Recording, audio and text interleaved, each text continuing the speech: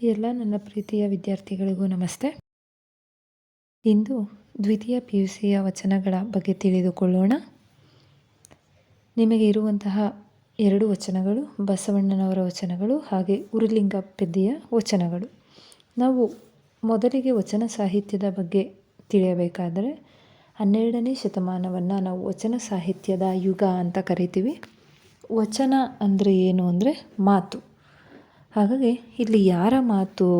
ವಚನಕಾರರ ಮಾತು. ಏನು ಮಾತುಗಳನ್ನು ಮಾತಾಡಿದ್ದಾರೆ ಅವರು ಅಂತ ನೋಡೋದಾದರೆ, ಅಂದಿನ ಸಮಾಜದಲ್ಲಿ ಇದ್ದಂತಹ ಜಾತಿ, ಕುಲ, ಲಿಂಗ ತಾರತಮ್ಯ, ಅಜ್ಞಾನ, ಕಂದಾಚಾರ, ಮೂಢನಂಬಿಕೆ, ಡಾಂಬಿಕ ಭಕ್ತಿ, ಈ ರೀತಿಯ ಎಲ್ಲ ಸಮಾಜದಲ್ಲಿರುವಂತಹ ಸಮಸ್ಯೆಗಳನ್ನು ಕುರಿತು ಅವರು ತಮ್ಮ ವಚನಗಳಲ್ಲಿ ಹೇಳ್ತಾ ಹೋಗಿದ್ದಾರೆ. ಊರೂರುಗಳ ಮೇಲೆ ಅವರು ತಮ್ಮ ಮಾತುಗಳ ಮುಖಾಂತರ ಎಲ್ಲರಿಗೂ ಅರಿವನ್ನು ಮೂಡಿಸುವಂತಹ ಕೆಲಸವನ್ನು ಮಾಡಿದ್ದಾರೆ ನಮ್ಮ ವಚನಕಾರರು. ಹಾಗಾಗಿ ನಾವು ವಚನಗಳನ್ನು ಹಾಡುಗಬ್ಬ ಅಂತಲೂ ಸಹ ಕರಿತೀವಿ. ಇಲ್ಲಿ ವಚನಗಳಲ್ಲಿ ನಾವು ಮುಖ್ಯವಾಗಿ ಬಸವಣ್ಣನವರನ್ನು, ಅಲ್ಲಮ ಪ್ರಭು, ಅಕ್ಕಮಹಾದೇವಿ, ಐದಕ್ಕಿ ಲಕ್ಕಮ್ಮ, ಇನ್ನೂ ಅನೇಕ ವಚನಕಾರರನ್ನು ನೋಡ್ತೀವಿ. ಹಾಗಾಗಿ ಮುಖ್ಯವಾಗಿ ನಿಮಗೆ ಇರುವಂತಹದ್ದು ಬಸವಣ್ಣನವರು ಹಾಗೂ ಉರುಲಿಂಗ ಪೆದ್ದಿ. ಬಸವಣ್ಣನವರನ್ನು ನಾವು ಭಕ್ತಿ ಭಂಡಾರಿ ಬಸವಣ್ಣ, ಕ್ರಾಂತಿಕಾರಿ ಬಸವಣ್ಣ ಅಂತ ಕರಿತೀವಿ. ಹಾಗೆ ಅವರ ಮುಖ್ಯವಾದ ತತ್ವ ಕಾಯಕವೇ ಕೈಲಾಸ. ಹಾಗೆ ಬಸವಣ್ಣನವರ ಅಂಕಿತನಾಮ ಕೂಡಲ ಸಂಗಮ ದೇವ. ಅವರ ಆರಾಧ್ಯ ದೈವ ಯಾವ ದೈವವಾಗಿರುತ್ತೋ ಅದನ್ನು ಅವರು ಅಂಕಿತನಾಮ ಅಂತ ಕರೀತಾರೆ. ಹಾಗಾಗಿ ಇಲ್ಲಿ ಬಸವಣ್ಣ ಬಿಜಾಪುರ ಜಿಲ್ಲೆಯ ಬಾಗೇವಾಡಿಯಲ್ಲಿ ಜನಿಸ್ತಾರೆ. ಅವರು ಬಿಜ್ಜಳನ ಆಶ್ರಯದಲ್ಲಿ ಕರ್ಣಿಕ ಕೆಲಸವನ್ನು ಮಾಡ್ತಾ ಇರ್ತಾರೆ. ಇಂತಹ ಸಮಯದಲ್ಲಿ ಸಮಾಜದಲ್ಲಿ ನಡೀತಾ ಇರುವಂಥ ಅನ್ಯಾಯಗಳ, ಸಮಸ್ಯೆಗಳ ವಿರುದ್ಧ ಧ್ವನಿಯನ್ನು ಎತ್ತಿ ಅವರು ತಮ್ಮದೇ ಆದ ಮಾತುಗಳ ಮುಖಾಂತರ ಜನರಲ್ಲಿ ತಿಳುವಳಿಕೆಯನ್ನು ಮೂಡಿಸುವಂಥ ಕೆಲಸವನ್ನು ಮಾಡ್ತಾ ಹೋಗ್ತಾರೆ. ಅದರಲ್ಲಿ ನಿಮಗೆ ಬಸವಣ್ಣನವರ ವಚನಗಳು 3 ವಚನಗಳನ್ನು ಕೊಟ್ಟಿದ್ದಾರೆ. ಈಗ ಆ ವಚನಗಳ ಅರ್ಥವನ್ನು ನಾವು ಮುಂದಿನ ಹಾಗೆ ನೋಡೋಣ. ಮನ ಬೆರೆಸಿದಲ್ಲಿ ತನು ಕರಗದಿದ್ದಡೆ, ಸೋಂಕಿನಲ್ಲಿ ಪುಳಕಂಗಳು ಹೊರಹೊಮ್ಮದಿದ್ದಡೆ, ಕಂಡಾಗಳ್ ಅಶ್ರುಜಲಂಗಳು ಸುರಿಯದಿದ್ದಡೆ, ನುಡಿವಲ್ಲಿ ಗದ್ಗದಂಗಳು ಪೊಣ್ಮದಿದ್ದಡೆ, ಕೂಡಲ ಸಂಗಮ ದೇವನ ಭಕ್ತಿಗಿದು ಚಿಹ್ನ. ಎನ್ನಲ್ಲಿ ಇವಿಲ್ಲಾಗಿ ಆನೋ ಡಂಬಕ ಕಾಣಿರೆ. ಇದು ವಚನ. ಈಗ ವಚನದ ಭಾವಾರ್ಥವನ್ನು ನಾವು ನೋಡೋದಾದರೆ, ಪ್ರಸ್ತುತ ಈ ವಚನದಲ್ಲಿ ಒಬ್ಬ ನಿಜವಾದ ಭಕ್ತನ ನಿಜವಾದ ಗುಣಗಳನ್ನು, ಭಕ್ತಿಯ ಗುಣಗಳನ್ನು ತಿಳಿಸಿದ್ದಾರೆ. ನಿಜವಾದ ಭಕ್ತನಾಗಬೇಕು ಅಂದರೆ ಅವನಲ್ಲಿ ಯಾವ ರೀತಿಯ ಗುಣಗಳು ಇರಬೇಕು ಅನ್ನೋದನ್ನು ಬಸವಣ್ಣ ಹೇಳಿದ್ದಾರೆ. ಮನ ಬೆರೆಸಿದಲ್ಲಿ ತನು ಕರಗದಿದ್ದಳೆ ಅಂದರೆ ದೇವರು ಮತ್ತು ಭಕ್ತನ ಮನಗಳೆರಡೂ ಬೆರೆತಾಗ ದೇಹ ಕರಗಬೇಕು. ಸೋಂಕಿನಲ್ಲಿ ಪುಳಕಂಗಳು ಹೊರಹೊಮ್ಮದಿದ್ದಳೆ, ನಾವು ದೇವರ ವಿಗ್ರಹವನ್ನು ಮುಟ್ಟಿದಾಗ ನಮ್ಮ ಮೈ ರೋಮಾಂಚನವಾಗಬೇಕು. ಪುಳಕ ಅಂದರೆ ರೋಮಾಂಚನ ಆಗಬೇಕು.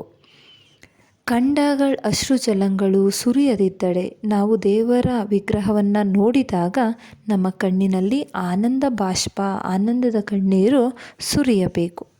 ನುಡಿವಲ್ಲಿ ಗದ್ಗದಂಗಳು ಪೊಣ್ಮದಿದ್ದಡೆ, ನಾವು ದೇವರ ಸ್ತೋತ್ರವನ್ನು, ಮಂತ್ರಗಳನ್ನು ಹೇಳುವಾಗ ನಮ್ಮ ಗಂಟಲು ತೇವಗೊಳ್ಳಬೇಕು. ಈ ಎಲ್ಲವೂ ಕೂಡಲ ಸಂಗಮ ದೇವನನ್ನು ಕಾಣಲು ಚಿಹ್ನೆಗಳು. ಯಾವ ಭಕ್ತನಲ್ಲಿ ಈ ಎಲ್ಲ ಗುಣಲಕ್ಷಣಗಳು ಇರೋದಿಲ್ವೋ ಅವನೊಬ್ಬ ಸುಳ್ಳು ಭಕ್ತ, ಅವನು ನಿಜವಾದ ಭಕ್ತನಲ್ಲ ಅನ್ನೋದನ್ನು ಇಲ್ಲಿ ಬಸವಣ್ಣ ಹೇಳ್ತಾ ಇದ್ದಾರೆ. ಇನ್ನು 2ನೇ ವಚನ, ಅರ್ಥರೇಖೆ ಇದ್ದಲ್ಲಿ ಫಲವೇನು, ಆಯುಷ್ಯ ರೇಖೆ ಇಲ್ಲದ್ದನ್ನಕ್ಕರ. ಅಂದರೆ ಇಲ್ಲಿ ಬಸವಣ್ಣನವರು ಟೊಳ್ಳು ಭಕ್ತಿಯನ್ನು ಕುರಿತು ವಿವರಿಸ್ತಾ ಇದ್ದಾರೆ. ಹಾಗಾಗಿ ನಮ್ಮ ಕೈಯಲ್ಲಿ ಅರ್ಥರೇಖೆ ಅಂದರೆ ಹಣದ ರೇಖೆ ಇದ್ದರೂ ಆಯುಷ್ಯದ ರೇಖೆ ನಮ್ಮ ಕೈಯಲ್ಲಿಲ್ಲ ಅಂದರೆ ನಮ್ಮ ಹತ್ರ ಹಣ ಇದೆ, ಸಂಪತ್ತಿದೆ, ಐಶ್ವರ್ಯ ಇದೆ, ಆದರೆ ಅದನ್ನು ಅನುಭವಿಸೋದಕ್ಕೆ ನಮ್ಗೆ ಆಯಸ್ಸೇ ಇಲ್ಲ ಅಂದಮೇಲೆ ಅಂತಹ ಸಂಪತ್ತಿದ್ದರೆ ಅಂತಹ ಸಂಪತ್ತಿಂದ ಏನಾದರೂ ಪ್ರಯೋಜನ ಇದೆಯಾ? ಇಲ್ಲ. ಹಾಗಾಗಿ ಆ ಸಂಪತ್ತು ಏನು? ವ್ಯರ್ಥ. ಹಂದೆಯ ಕೈಯಲ್ಲಿ ಚಂದ್ರಾಯುಧವಿದ್ದಲ್ಲಿ ಫಲವೇನು. ಹಂದೆ ಅಂದರೆ ಹೇಡಿ, ಪದಗಳ ಅರ್ಥಕ್ಕೆ ಕೇಳ್ತಾರೆ. ಹಂದೆ ಅಂದರೆ ಹೇಡಿ. ಹೇಡಿಯ ಕೈಯಲ್ಲಿ ಆಯುಧವನ್ನು ಕೊಟ್ಟರೆ ಆ ಹೇಡಿಯಾದವನು ಯುದ್ಧವನ್ನು ಮಾಡೋದಕ್ಕೆ ಸಾಧ್ಯನಾ? ಏಕೆಂದರೆ ಅವ್ನು ಹೇಡಿ ಅಂದರೆ ಏನು, ಹೆದರು ಪುಕ್ಲ. ಹಾಗಾಗಿ ಹೆದರುಕೊಳ್ಳೋನು. ಆ ಹೆದರುಕೊಳ್ಳೋನ ಕೈಯಲ್ಲಿ ಖಡ್ಗವನ್ನು ಕೊಟ್ಟು ನೀನು ಯುದ್ಧ ಮಾಡೋಗು ಅಂತ ಹೇಳಿದ್ರೆ ಅವನು ಮಾಡ್ತಾನಾ? ಮಾಡೋದಕ್ಕೆ ಸಾಧ್ಯನೇ ಇಲ್ಲ. ಹಾಗಾಗಿ ಅಂತಹ ಆಯುಧ ಏನು, ವ್ಯರ್ಥ. ಅಂಧಕನ ಕೈಯಲ್ಲಿ ದರ್ಪಣವಿದ್ದು ಫಲವೇನು? ಅಂಧಕ ಅಂದರೆ ಯಾರು? ಕುರುಡ. ಕುರುಡನ ಕೈಯಲ್ಲಿ ದರ್ಪಣ ಅಂದರೆ ಕನ್ನಡಿ. ಕುರುಡನ ಕೈಗೆ ಕನ್ನಡಿಯನ್ನು ಕೊಟ್ಟರೆ ಆ ಕುರುಡ ಕನ್ನಡಿಯಲ್ಲಿ ತನ್ನ ರೂಪವನ್ನು, ಸೌಂದರ್ಯವನ್ನು ನೋಡ್ಕೊಳ್ಳೋದಕ್ಕೆ ಸಾಧ್ಯನಾ? ಇಲ್ಲ. ಯಾಕೆಂದರೆ ಅವನಿಗೆ ಕಣ್ಣು ಕಾಣಿಸೋದಿಲ್ಲ. ಕಣ್ಣು ಕಾಣಿಸ್ದೇ ಇರೋನ ಕೈಗೆ ಕನ್ನಡಿಯನ್ನು ಕೊಟ್ಟರೆ ಅಂಥ ಕನ್ನಡಿ ವ್ಯರ್ಥ. ಮರ್ಕಟನ ಕೈಯಲ್ಲಿ ಮಾಣಿಕ್ಯವಿದ್ದು ಫಲವೇನು? ಮರ್ಕಟ ಅಂದರೆ ಕೋತಿ. ಆಗ ಕೋತಿಯ ಕೈಗೆ ನಾವು ಮಾಣಿಕ್ಯ ಅಂದರೆ ಬೆಲೆಯುಳ್ಳಂತಹ ಒಂದು ಮಣಿ, ಬೆಲೆ ಬಾಳುವಂಥ ಮಣಿಯನ್ನು ಕೋತಿ ಕೈ ಕೊಟ್ಟರೆ ಆ ಕೋತಿಗೆ ಗೊತ್ತಿರುತ್ತಾ ಇದು ತುಂಬ ಬೆಲೆ ಬಾಳುತ್ತೆ, ಇದು ಬಿಸಾಕಬಾರ್ದು ಅಂತ. ಆಗ ಕೋತಿ ಏನು ಮಾಡುತ್ತೆ, ಆ ಮಣಿಯನ್ನು 1-2 ಸರಿ 3 ಸರಿ ನೋಡುತ್ತೆ, ಆಮೇಲೆ ಆ ಕಡೆ ಬಿಸಾಕುತ್ತೆ. ಹಾಗಾಗಿ ಆ ಮಾಣಿಕ್ಯದ ಬೆಲೆ ಕೋತಿಗೆ ತಿಳಿಯಲು ಸಾಧ್ಯವಿಲ್ಲ. ಹಾಗೆ ನಮ್ಮ ಕೂಡಲ ಸಂಗಮನ ಶರಣರ ಅರಿಯದವರ ಕೈಯಲ್ಲಿ ಲಿಂಗವಿದ್ದು ಫಲವೇನು? ಇದೇ ರೀತಿಯಲ್ಲಿ ನಮ್ಮ ಕೂಡಲ ಸಂಗಮ ಅಂತಂದರೆ ನಮ್ಮ ದೇವರು ಶಿವನನ್ನು ಅರಿಯದವರ ದೇಹದ ಮೇಲೆ ಕೈಯಲ್ಲಿ ಲಿಂಗವನ್ನು ಕೊಟ್ಟರೆ ಆ ಲಿಂಗದ ಮಹತ್ವ ಆ ಡಾಂಬಿಕ ಭಕ್ತಿಗೆ, ಸುಳ್ಳು ಭಕ್ತನಿಗೆ ಗೊತ್ತಿರುತ್ತಾ ಈ ಲಿಂಗ ಎಷ್ಟು ಪರಿಶುದ್ಧವಾದದ್ದು, ಎಷ್ಟು ಅರ್ಥಪೂರ್ಣವಾದದ್ದು ಅಂತ ಲಿಂಗದ ಮಹತ್ವ ತಿಳಿಯೋದಕ್ಕೆ ಸಾಧ್ಯನಾ? ಆ ಶಿವನ ಮಹತ್ವ ತಿಳಿಯೋದಕ್ಕೆ ಸಾಧ್ಯವಿಲ್ಲ.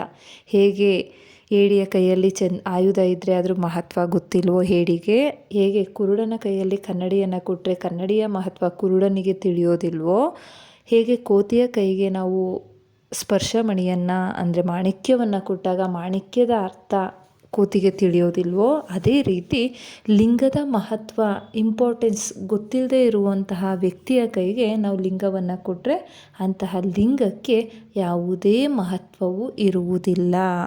ಅಂಥ ಲಿಂಗ ಇದ್ದು ಏನು ಪ್ರಯೋಜನ? ಶಿವಪಥವನ್ ಅರಿಯದನ್ನಕ್ಕರ.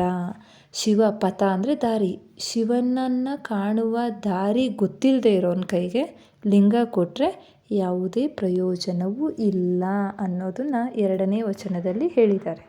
ಇನ್ನು 3ನೇ ವಚನದಲ್ಲಿ ಒಲೆ ಹತ್ತಿ ಉರಿದಡೆ ನಿಲ್ಲಬಹುದಲ್ಲದೆ ದರೆ ಹತ್ತಿ ಉರಿದಡೆ ನಿಲ್ಲಲುಬಾರದು. ಅಂದರೆ ಈ ವಚನದಲ್ಲಿ ಬಸವಣ್ಣನವರು ಏನು ಹೇಳಿದ್ದಾರೆ, ನಮ್ಮನ್ನು ಕಾಯುವವರೇ ನಮ್ಮನ್ನು ಕೊಲ್ಲಲು ಮುಂದಾದರೆ ನಮ್ಮನ್ನು ರಕ್ಷಿಸಲು ಯಾರಿಂದಲೂ ಸಾಧ್ಯವಿಲ್ಲ ಅನ್ನುವ ವಿಚಾರವನ್ನು ಈ ವಚನದಲ್ಲಿ ಹೇಳಿದ್ದಾರೆ. ಒಲೆ ಹತ್ತಿ ಅಂದರೆ ನಮ್ಮ ಮನೆಯಲ್ಲಿರುವಂಥ ಒಲೆ ಹತ್ತಿಕೊಂಡು ಹುರಿಬೇಕಾದ್ರೆ ನಾವು ಮನೆಯಿಂದ ಹೊರಗಡೆ ಬಂದು ಹೊರಗಡೆ ನಾವು ಆಶ್ರಯವನ್ನು ಪಡಿಬೋದು, ಅಂದರೆ ಬಚಾವಾಗ್ಬೋದು. ಆದರೆ ದರೆ ಹತ್ತಿ ಉರಿದಡೆ ನಮ್ಮ ಮನೆಯಲ್ಲಿ ಒಳಗಡೆ ಇರುವಂಥ ಒಲೆ ಹತ್ಕೊಂಡು ಉಳಿದ್ರೆ ಹೊರಗಡೆ ಬಂದು ನಿಂತ್ಕೊಳ್ಳೋದಕ್ಕೆ ಜಾಗ ಇರುತ್ತೆ. ಆದರೆ ಇಡೀ ಧರೆ ಅಂದರೆ ಭೂಮಿ, ಇಡೀ ಭೂಮಂಡಲವೇ ಹತ್ಕೊಂಡು ಉರಿಬೇಕಾದ್ರೆ ನಾವು ಎಲ್ಲಿಂದ ನಿಂತ್ಕೊಳ್ಳೋದಕ್ಕಾಗುತ್ತೆ? ಎಲ್ಲೂ ಸಹ ನಿಲ್ಲೋದಕ್ಕೆ ಜಾಗವೇ ಇರೋದಿಲ್ಲ. ಅಂದರೆ ಭೂಮಿ ನಮ್ಮನ್ನು ರಕ್ಷಣೆ ಮಾಡಬೇಕು ಅಂತ ರಕ್ಷಣೆ ಮಾಡುವ ಭೂಮಿ ತಾಯಿ ಹತ್ತಿ ಉರಿದರೆ ನಮ್ಮ ರಕ್ಷಣೆ ಸಾಧ್ಯವಿಲ್ಲ. ಅದೇ ರೀತಿ ಏರಿ ನೀರುಂಬೊಡೆ. ಏರಿ ಅಂದರೆ ನೀರನ್ನು ರಕ್ಷಣೆ ಮಾಡೋದಕ್ಕೆ ನೀವು ಕೆರೆ ಏರಿ ಅಂತ ಕೇಳಿರ್ತೀರ. ನೀರನ್ನು ರಕ್ಷಣೆ ಮಾಡೋದಕ್ಕೆ ಅಂತ ಏರಿಯನ್ನು ಕಟ್ಟಿರ್ತಾರೆ. ಅಂದರೆ ಆ ನೀರು ಹೊಲ, ತೋಟ, ಊರುಗಳಿಗೆ ಹೋಗಬಾರ್ದು, ಒಂದು ಕಡೆ ಶೇಖರಣೆ ಆಗಿರಲಿ, ಯಾವುದಕ್ಕಾದರೂ ಉಪಯೋಗ ಬರುತ್ತೆ ಅಂತ ಏರಿ ಕಟ್ಟಿರ್ತಾರೆ ದೊಡ್ಡದಾಗಿ. ಆ ಏರಿ ನೀರಿನ ರಕ್ಷಣೆಗಾಗಿ ಕಟ್ಟಿರುವಂಥ ಆ ಏರಿಯೇ ನೀರನ್ನೆಲ್ಲ ಕುಡಿದ್ಬಿಟ್ರೆ ನೀರನ್ನು ಯಾರು ರಕ್ಷಣೆ ಮಾಡ್ತಾರೆ? ಯಾರಿಂದಲೂ ಸಾಧ್ಯವಿಲ್ಲ. ಹಾಗೆ ಬೇಲಿ ಕೆಯ್ಯ ಮೇವಡೆ. ಬೆಳೆಯನ್ನು ರಕ್ಷಣೆ ಮಾಡಲು ಬೇಲಿಯನ್ನು ಕಟ್ತೀವಿ. ಆದರೆ ರಕ್ಷಣೆ ಮಾಡಬೇಕಾದಂಥ ಬೇಲಿನೇ ಬೆಳೆಯನ್ನೆಲ್ಲ ತಿಂದುಬಿಟ್ರೆ ಬೆಳೆಯನ್ನು ಯಾರು ರಕ್ಷಣೆ ಮಾಡೋದಕ್ಕೆ ಸಾಧ್ಯ? ನಾವು ಬೇಲಿ ಹಾಕ್ತೀವಿ, ಬೆಳೆ ಯಾರು ಹಸು, ಕರು, ಕುರಿ ಏನೂ ಬರಬಾರ್ದು, ಬೆಳೆ ತಿನ್ನಬಾರ್ದು ಅಂತ ಬೇಲಿ ಹಾಕ್ತೀವಿ ಸುತ್ತ. ಆ ಬೇಲಿನೇ ಬೆಳೆನೆಲ್ಲ ತಿನ್ಕೊಂಡ್ಬಿಟ್ರೆ ನಾವು ಬೇರೆ ಏನು ಮಾಡೋದಕ್ಕೆ ಸಾಧ್ಯವಿಲ್ಲ. ನಾರಿ ತನ್ನ ಮನೆಯಲ್ಲಿ ಕಳುವೊಡೆ. ನಾರಿ ಅಂದರೆ ಹೆಣ್ಣು ಮಗಳು ಮನೆಯನ್ನು ರಕ್ಷಣೆ ಮಾಡಬೇಕು. ಅಂತಹ ಹೆಣ್ಣೇನೆ ಮನೆಯಲ್ಲಿ ಕಳ್ಳತನವನ್ನು ಮಾಡಿದರೆ ಮನೆಯ ರಕ್ಷಣೆ ಸಾಧ್ಯವಿದೆಯಾ? ಮನೆಯನ್ನು ಯಾರು ಕಾಪಾಡ್ತಾರೆ? ಮನೆಯ ರಕ್ಷಣೆ ಸಾಧ್ಯವಿಲ್ಲ. ತಾಯಿ ಮೊಲೆ ಹಾಲು ನಂಜಾಗಿ ಕೊಲುವಡೆ. ಮಗುವಿಗೆ ತಾಯಿಯ ಹಾಲು ಅಮೃತವಿದ್ದಂತೆ. ಅಂತಹ ತಾಯಿಯ ಎದೆ ಹಾಲೇ ಮಗುವಿಗೆ ವಿಷವಾದರೆ ಮಗುವಿನ ರಕ್ಷಣೆ ಯಾರು ಮಾಡ್ತಾರೆ? ತಾಯಿಯೇ ಮಗುವನ್ನು ರಕ್ಷಣೆ ಮಾಡಬೇಕು. ಅಂತಹ ತಾಯಿಯ ಎದೆ ಹಾಲೇ ಮಗುವಿಗೆ ವಿಷವಾದರೆ ಮಗುವನ್ನು ಯಾರಿಂದಲೂ ಸಹ ಕಾಪಾಡೋದಕ್ಕೆ ಸಾಧ್ಯವಿಲ್ಲ.